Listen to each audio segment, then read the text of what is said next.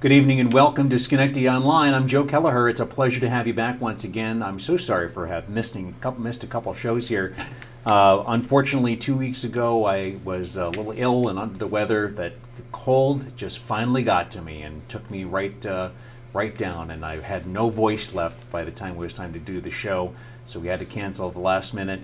But my very special guest was so kind as to come back and do the show with me this week, and we're going to introduce him here in just for a moment. The reason I had that cold, my friends, well, that was because we did that freeze out over at the American Legion Post to raise awareness and get some supplies and clothing for our homeless veterans, two words that should never, ever be used in the same sentence. We wound up getting 3 truckloads of clothing from that, and it's all going to help our veterans. We've got supplies. They're all right now over in a side room and in the process of being sorted, so we can very soon start what we're going to call the Veterans Closet at the American Legion Post, 1092, right over the Schenectady city limits in Niskayuna at 1809 Union Street. So thank you very much for my very dear friends, Tom and Kelly Fari. Tom brought his 5-ton vehicle over that way. It was absolutely amazing. We retired flags. They were up all night. I, of course, started to feel myself go downhill there, and I wound up sleeping inside. But they weathered the weather outside, and it snowed, and we had the fire barrels going. Everything worked out so well.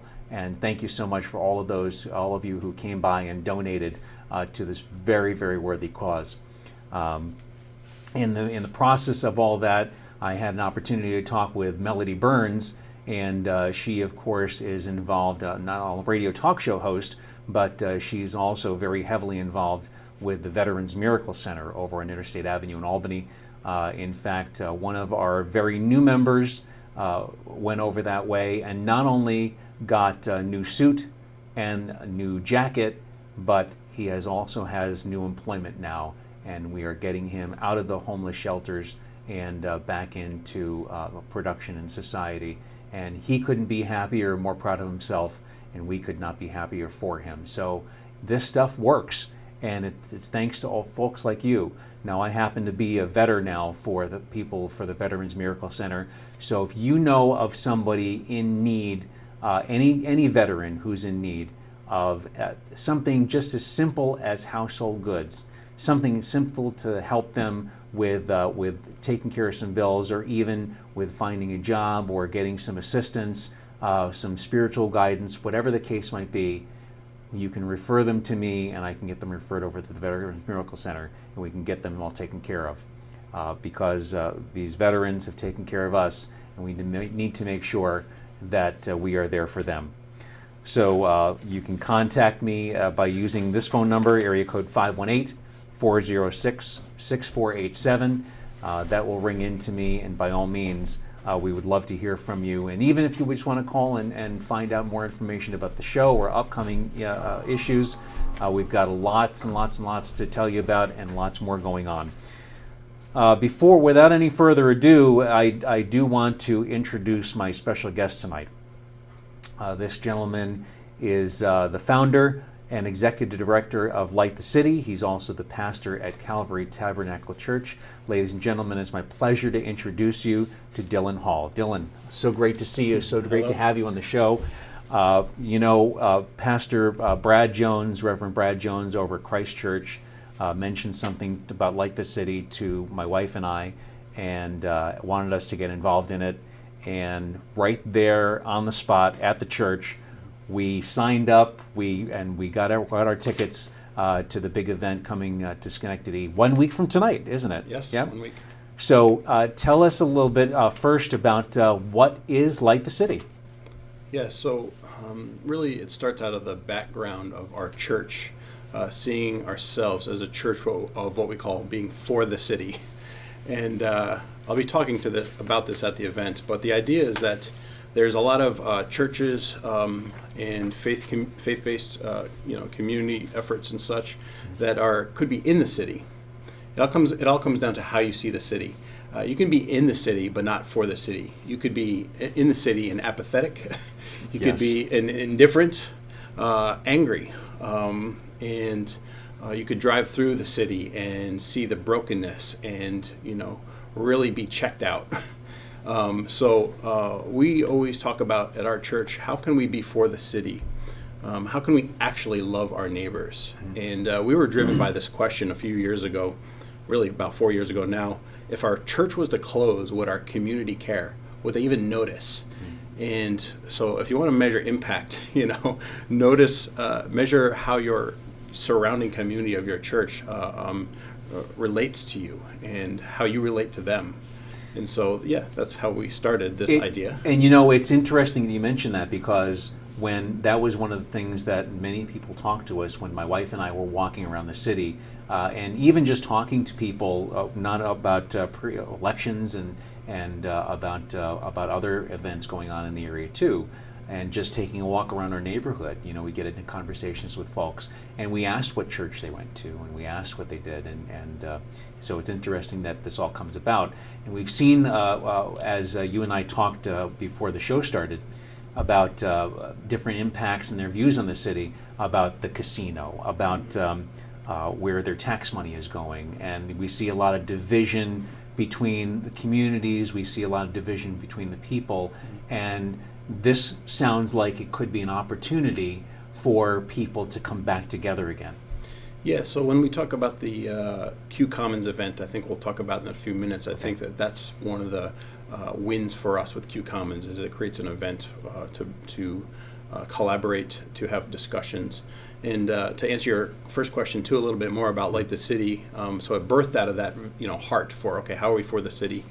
My background, I'm not from Schenectady. I'm from East Greenbush. Moved into Schenectady about 2006. My wife and I got married right then in 2007. We lived in the city. I worked for the Department of Social Services. That's how I ended up in Schenectady. Okay. Great. And I was a child protective worker, caseworker, doing investigations, and it was a tough job. But from my faith perspective, I say God used that for exposing me to the city in a number of ways: the good, the bad, the broken, the ugly, the challenging, and all those things, and really broke my heart for the city. At the same time, I made a number of connections in the Christian world with a number of Christian leaders, not just from here, but nationally. Right. And a lot of these folks that I was reading and talking to were talking about the city and how God has intentions for the city. And I never really viewed it that way before, that God cares about the city, and therefore we should be caring about the city. Exactly, right. So Light the City became a kind of the next progression out of that. Our church does a ton in the community. We have a community center, after-school programming, skateboard facility, basketball. We've adopted 2 elementary schools where for the last 5 years, we've just loved on them and served them in a number of ways. And we send community mentors that go and mentor students and stuff. And so Light the City was the next expression, where we decided, how can we launch this initiative to really collaborate to maximize the impact, bring together nonprofits, bring together other faith-based organizations and churches for the common good. See, it's interesting that you mention all those items about the different things that the church is doing, your church, because Reverend Jones over at Christ Church, they have the community meal the last Sunday of every month. Reverend Bookout over at Bridge Church, who we're very dear friends with, my wife and I. They get involved in very heavily, especially up in the Mount Pleasant community, where he even has the boxing program in back there. And we've seen these outreaches from a lot of the churches and their impact on the community as being something very positive, and helping people to find their spirituality again. A lot of times people misunderstand spirituality with religion. And there is a big difference between those. Yeah. So how does Light the City help people to tie this all in together to make the city better? Yeah, so our mission statement is we exist to inspire, to equip, and to launch leadership for what we call the social and the spiritual renewal of the city. So from our background, we need both of those things. So it's great, for example, that we send people to go and paint the school and landscape. And I got to do the teachers' lounge last year and make it nice in one of the two elementary schools. We mobilized 200 people a year to do that. That's all awesome stuff, and I call it modern day foot washing. Okay, but yeah, very much. Yes, yep, that's but I believe transformation comes from the inside out. And so the city is full of people doing great work. There's no shortage of nonprofits and no shortage of churches. But all that activity, unless I think people change from the inside out, there's not transformation. So we can paint, we can build an apartment complex and, have people stay in that and all that. But, you see, if you study this stuff out, you see that unless the person changes from the inside out, then transformation doesn't happen. And so with Light the City, that's our mission statement. Then here's our three things that we're about. Here's the three things that we do. We connect leaders, and we do that through what we call a network. And the Reverend Brad Jones that you mentioned is part of that network in his church. And so we do that through network events. We call it a relational and resourceful network. Then we build capacity of others. That's our second function. And we do that through coaching and consulting with nonprofits and churches. The idea is there, how can we help you increase your impact? And so we do assessments, we do leadership development, we do branding, marketing, various kind of shopping cart of services that we provide. Last function is collaborative action or joint action.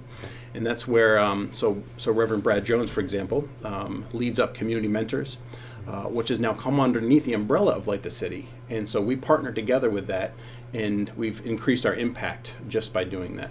So. Okay. Boy, that really sounds familiar. It's interesting. It's so funny. These things that you're mentioning are all these things that Brad had mentioned to myself and asked both my wife and I to get involved in, and he's pulling in people from the church to help to get involved in this too, because this is a huge event coming here next week. This is going to happen over at the Union College Hall. Yeah, right? It's a College Park Hall, so not the main campus at Union. Right. Just down the road on Knott Street, just a little bit, right across from Price Chopper Golub's big building. Right. And so they have a conference space there. Yeah. So now they can people I know can go up to the website, find out more about this. It's lightthecity.net, correct? Correct. Okay. And I keep looking at this agenda for the course of the evening over and over again, and seeing some of the great talent that's coming to discuss this and help to build things back over again, to talk about some of these issues. Malcolm Gladwell. Yep. Coming to talk about legitimacy. Yes, he's a New York Times bestseller, and a lot of folks have read many of his books, Tipping Point, Outliers, and such, and so he'll be a great national talk. Right. Our local Philip Morris has come in to talk about imagination in the city. Yeah, imagination and creativity, and so he'll say, we know when we see beautiful things. Yes. Imagine if we had that more in the city. Exactly. Yeah. And we. There's so much. There really is so much hidden talent here in the city, and I think this is a perfect opportunity to help to bring that out and let people show what they have. One of the names I was very intrigued with, besides yours, of course was Soledad O'Brien is coming too to this. So just so the audience understands, this is a national conference. So it's one evening. We join over 60 cities and 10,000 people for this event. So those three national speakers are simulcast. Right. And they're staggered with the three local speakers. Okay. So we're joining this national movement, which is why it's so exciting. So they're live, the national talks. Gotcha. But they're staggered with the local talks. So we get the benefit of tremendous speakers, as you mentioned, and then really laser focus for our community and issues zeroed in on our community. So correct me if I'm wrong. Is this Thursday evening event happening at the exact same time all over the country? Yeah, in fact, the world. Really? It's international. Yeah. That's incredible. Yep. So when these folks come on board, from these national speakers. Yeah. They're coming on board and they're broadcasting all over the world. Right. And we're just a small part of that. And other cities curate their own 3 local speakers and follow the same formats. Okay. But then they get to talk about the issues in their city. So Gotcha. Q is all about big questions, and just so we're clear, that's the event next Thursday. Right. But Q is all about big questions and collaborative discussions and action. You know, so the conference is in the round. The tables are in the round, for example, versus stadium seating because they have breaks throughout the night for you Gotcha. to connect with other leaders. Very, very good. Wow, this is going to be amazing. If people are, I mentioned to this earlier, if people are familiar with TED Talks, Right. that's kind of the format. So they're very, very short and focused talks from each speaker. And it's funny, we were talking about that at my office the other day about different TED events and how people can find out so much that's out there, so much that they didn't know about before by finding out what this is and seeing these programs. And now here's a program that is global, but it's making a has the potential to make a very big local impact just by people simply getting involved. And this is not just a standalone event. The way we view it, we have Mike Sakosha from the City Mission. Oh, of course, great. He's emceeing the event for us. Okay. And we are just building on collaborative conversations that are already happening in the city. And this is just another format where it brings cross-sector people together from business, from social sector. We get to be involved, I do, with a lot of major city initiatives and find ourselves at the table of those things where, unfortunately, there's not a lot of faith community there. We believe the faith community has a big part in the transformation of the city. Right. And so there's great stuff happening, and this is just building upon some of that and creates another format of what we call good faith and goodwill, because I love this saying, I don't know who said it, but I'm stealing it. None of us is as good as all of us. And so it does take collaboration for collective impact to change the city. So we're talking about 10,000 plus people internationally getting involved in this. Do we have any idea, or do you have any count on how many people you have locally getting involved in this so far? Yeah, so our registrations are currently about 55. Okay. So this is our final push for marketing this week. Good. If you're watching this, you can sign up. You have right up to the day before the event. Okay. So what we realized is that Q is a little bit like people don't grasp on to what it is right away if they haven't experienced it. And I think I was mentioning to you that once people experience Q, they're going to say, I want more of Q. Yeah, I'm sure. And so a big win for us at this event is that with some of these great local talks and speakers and stuff, people find value in that, along with the national talks, and say, let's do this again. How can we do this in our city of Schenectady or beyond again? So next time. Well, and I see that there's a plan for events in the future for this too, which would be absolutely incredible for follow-up for people who are attending this event to take the message out and get it out to other organizations. We were talking earlier about some of the other organizations, the civic organizations that are here in the Schenectady area, the Kiwanis, the Rotary and such, and this is all something that they can take part in too, I'm sure. Yeah, definitely. So we can certainly push the message out to them. And if you, at home or wherever you may be watching us or listening to us, wherever you're at, do yourself a favor. Find out more about the Q Commons events. Find out, go to Light the City, or go to my webpage or on Facebook, and you'll find that at Schenectady Online with Joe Kelleher. Look for that on Facebook. If you don't have it, you can find it there. Get a friend to find it there for you. You can buy the tickets through the event page. Eventbrite. So Eventbrite, right? So the best thing is to go to the Light the City page. Right. And so you already mentioned it. Lightthecity.net. Right. And you can link right to the event page for Q. And lightthecity.net can tell people exactly what I have here. Information on you, information on the other speakers, the agenda, what Q is all about, what Light the City initiative will plan to do for the city, And Dylan, I really think this is going to be a great impact, Yeah. and is truly just one other resource that we can have to help pull communities back together again and make Schenectady the great place that it always has been and can be again. Well, we have a saying as we close here that Schenectady was known as the city that lights and hauls the world. That's right. That's right. Now needs people to light the city. That's right. It, So- it just turns it right back around and gives it to the people. The city is ours. The folks that live here, the folks that work here, and we're the ones that can make it great. And I want to thank Dylan Hall for stopping by. There's a couple other things that I want to talk about. Will you mind sticking with me for a little bit here? We can do that. All right, cool. I think we have just a few more minutes.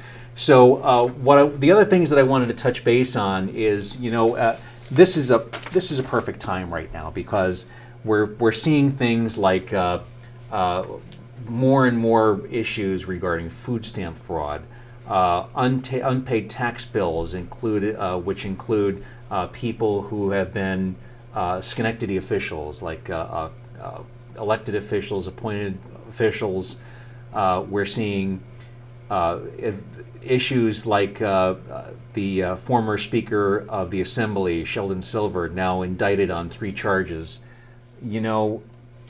This is all stuff that we can make a difference in. You can make a difference when you go to the polls. You can make a difference by taking an active role in your community. The only reason that Schenectady has the problems that it does is because we, as its citizens and the people who own this city for real, don't really take that active a role. And as Reverend Hall mentioned here just a few moments ago, we see the aversion to what we want. We see the passive attitudes about it, and it's not taking the initiative to step up to the plate and do something. Now you have an opportunity, a golden opportunity to do something. After we leave here, my wife and I are making our way over to City Hall to go to a meeting for parks, because we're talking about the CDBG funds and the other funds that are going toward the funds that are coming here to the city from these community development block grants. Some of these grants, we're talking about maybe, was it only $200,000 or $300,000 or so that went toward actual community programs that were done by community organizations. $2.5 million went to fund the city itself for regular business operations.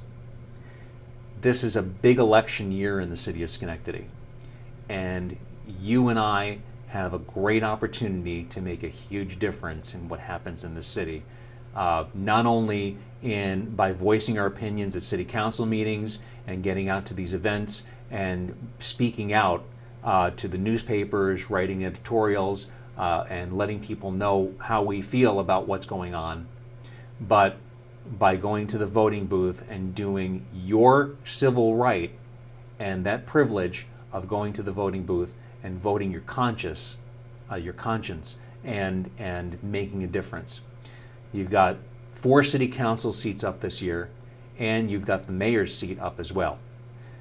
We already practically know who the slate is on one side. As far as the Democrats that are running again, there's been some interesting conversations that we've seen in the newspaper on what's happening on the Republican side. So we'll wait and see, and hope we see something soon. But you can rest assured that as we get closer to the election and we start to know who's going to be running again, that we'll certainly bring you information here, and we'll try to have some of these guests in so that you can understand and learn about who each of them are. We'll try to have some kind of open forum so that you can also have an opportunity for some questions and answers too. Otherwise, some other things happening around the area. The big thing that is happening right around this block, and you know that I'm a big veteran advocate, as I mentioned earlier, the American Legion Riders tomorrow night have their very first wing night, and it's a big thing that they're pushing, a big fundraiser that they're having. They already have the wings and they're already getting them ready. That's tomorrow night from 6 to 9 p.m. over at the American Legion Niskayuna Post 1092 at 1809 Union Street. Go and check them out online at American Legion Niskayuna Post 1092 on Facebook. And they have a brand new website. It's al1092ny.us, or check out the American Legion Riders page. Otherwise, there's lots and lots going on here, and we're going to talk about it in another couple weeks. We're out next week because we're going to be over at the Light the City event. Make sure you go out to Eventbrite or go to your social media page. Check it out at lightthecity.net and find out more about it. That's all right information, right? That's it. That's next week over at College Park Hall. Part of Union College campus. Part of Union College campus, yep. Right across, right on Knott Street, and right across from the Golub Corporation building. It looks like a big old hotel. It used to be a hotel at one point.